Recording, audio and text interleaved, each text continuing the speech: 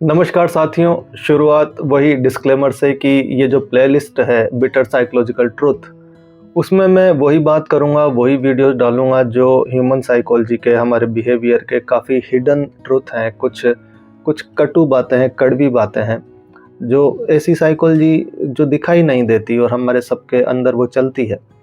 तो यदि आप इन बातों में कंफर्टेबल नहीं हैं, आप इन्हें नहीं सुनना चाहते, तो आप इस वीडियो को छोड़ सकते हैं।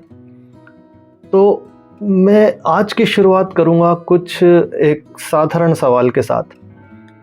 आप क्या ये मुझे सोचकर बताएंगे कि जो हमारी मेंटल हेल्थ है, जो हमारी इमोशनल हेल्थ है, क्या वो हमारे केवल निजी कारणों से ही प्रभावित होती है, या जो हमारे समाज में जो कुछ चल रहा है, जो हम देख रहे हैं, उससे भी प्रभावित होती है?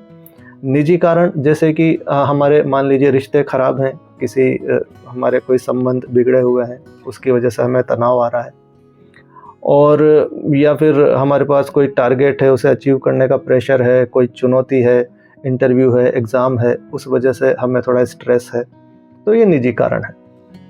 अब जो बड़े कारण हैं जो हमारे समाज में हो रहे हैं, उनके उदाहरण के लिए चलिए कुछ और सवाल ले लेते हैं। जैसे बिहार चुनाव है। बिहार चुनाव को हम पिछले 15-20 दिन से हमारी न्यूज़ में और सब जगह हम उसके बारे में देख रहे हैं, जान रहे हैं, जो अभी चल रहा है वहाँ पर। उन सब को जानकर, देखकर, सुनकर आपके माइंड में क्या आता है? और इसी तरह आजकल जो दुर्घटनाएं हो रही हैं, एक्सीडेंट हो रहे हैं खासकर, और हम देखते हैं कि भाई उनमें जो मानवीय लापरवाही है, थोड़ा जो भ्रष्टाचार है, जो हमारे यहाँ एक सिस्टम में है कि हाँ भाई चलता है, कुछ माइन्यूट तरीके से चीज़ों को जांचा परखा नहीं जाता, उस वजह से जानें जा रही हैं, एक्सीडेंट हो रहे हैं। तो ये सब जब आप देखते हैं, सुनते हैं, तो क्या मन में क्या आता है? क्या विचार कैसे उठते हैं? और उदाहरण मैं आपके सामने रखूं। जैसे आजकल एक अलग तरह का जातिवाद हमारे समाज में दिखाई दे रहा है, और जो बिल्कुल सिस्टमेटिक है, वो जातियों के ऐसे समूह बन गए हैं, और जो अखबार में खबरें भी आती हैं, न्यूज़ चैनल पे भी, और राजनीति तो पूरी तरह से जाति जाति जाति पर ही चल रही है। ये सब देखकर, सुनकर कैसे विचार आते हैं, भावनाएं कैसी होती हैं? अब थोड़ा सा चलिए और एक डिटेल में जाते हैं, केवल बिहार चुनाव को लेते हैं। अब जब आप देखते हैं तेजस्वी यादव, नीतीश कुमार, और वो एक पासवान का बेटा है, और एक प्रशांत किशोर, वो नया आया है, राहुल गांधी, ये सब लोग, अब ये जिस तरह की बातें कर रहे हैं, जो हम देखते हैं, सुनते हैं, जिस तरह के ये हरकतें कर रहे हैं, उन सबको देख सुनकर मन में एक तरह की एक गुस्सा आता है, या एक शर्म उठती है कि ये क्या है? क्या यही हमारा प्रजातंत्र है? ये कहाँ ले जाना चाहते हैं देश को? एक गुस्सा आता है, एक ऐसा लगता है लानत है इन पर, है ना? एक मतलब शर्म आती है, और निराशा उठती है। और आप अगर राजनीति की और थोड़ी डिटेल में चले जाएं, तो भाई जैसे आप जानेंगे कि भाई ये कैसे टिकट खरीदे जाते हैं, और चुनाव जीतने के लिए कैसे कैसे हथकंडे अपनाते हैं, और ये असल में शिक्षित कितने हैं, पढ़े लिखे कितने हैं, और इनके पास पावर कितनी है, समझदारी कितनी और पावर कितनी।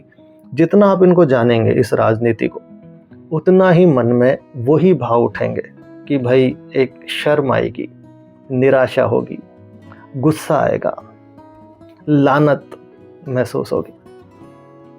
अब जब ये सब हो गया, अब यहाँ से सुनिएगा, मैं एक खास बात जो कहना चाह रहा हूँ, अब तक की सबसे विशेष बात। जब ये सब हो गया, तो इन सब भावनाओं को लेकर तो हम नहीं जी सकते, कोई भी इंसान नहीं जी सकता, उसे ये टालनी पड़ती हैं। तो हमारा ही मन हमें ये आदेश देता है।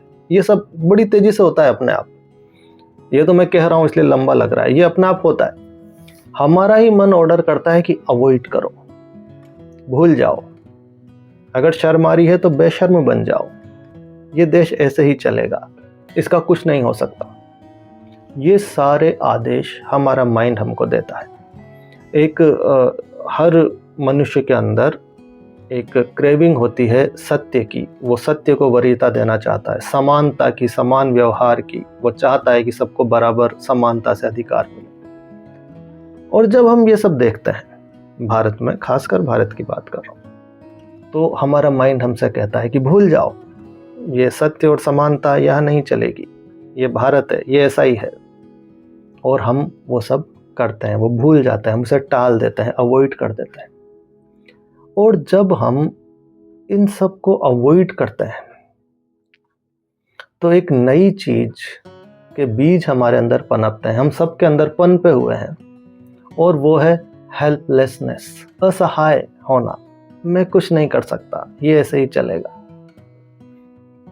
हमारा अनकॉन्शियस माइंड इस बात से फर्क नहीं करता कि ये जो हेल्पलेसनेस है ये कहाँ से आ रही है, ये समाज को देख के आ रही है या हमारे आसपास कोई निजी कारण है वहाँ से आ रही है, क्योंकि वो ऐसे ही है। ये तो लॉजिक तो कॉन्शियस माइंड करता है। अनकॉन्शियस के लिए तो एक इमोशन है helplessness, I am helpless, it means I am helpless. जैसे मैं आपको समझाऊं, डर है तो डर चाहे काल्पनिक हो चाहे वास्तविक हो, उसके प्रभाव बराबर शरीर पर पड़ते हैं। लेकिन डर एक बहुत बड़ा इमोशन है तो उसका पता चल जाता है। लेकिन ये जो छोटे इमोशन है जो बहुत धीरे धीरे धीरे अंदर तक असर कर रहे हैं, असहाय होना, अपने आप को असहाय फील करना, इनका पता नहीं चलता और ये बीज पनपते हैं हम सबके अंदर। अब जब इस तरह के बीज हमारे अंदर पनपे हुए हैं तो हमारी जो इमोशनल हेल्थ है, हमारी जो मेंटल हेल्थ है, उस पर क्या प्रभाव पड़ रहा है? मेरा तो ये मानना है कि उस पर बहुत गंभीर प्रभाव पड़ते हैं। असली चीज ही वही है, बाकी चीजें तो केवल ट्रिगर का काम करती हैं। अब आपका इस बारे में क्या ख्याल है, आप मुझे कमेंट करके जरूर बताएं। अगली कड़ी में इस बात को थोड़ा और आगे बढ़ाएंगे।